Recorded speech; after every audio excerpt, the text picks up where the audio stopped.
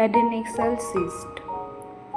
অ্যাডেনেক্সাল cyst হল জরায়ুর কাছাকাছি অবস্থিত ফ্যালোপিয়ান টিউব বা ডিম্বাশয় উৎপন্ন তরল ভরা থলি। এগুলি সাধারণত হরমোনে ভারসাম্যহীনতা বা ডিম্বস্ফোটনের কারণে সৃষ্টি হয়।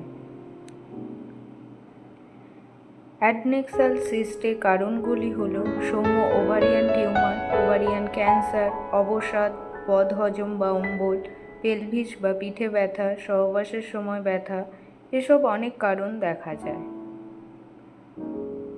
অ্যাডনেক্সাল সিস্টের লক্ষণগুলি হল পেট ফোলা, শ্রোণী ব্যথা, মাসিক অনিয়ম, বমি বমি ভাব এবং বমি, প্রস্রাবের উপসর্গ, যোনিপথ থেকে অস্বাভাবিক রক্তপাত, জ্বর, এরকম আরও অনেক লক্ষণ দেখা যায়।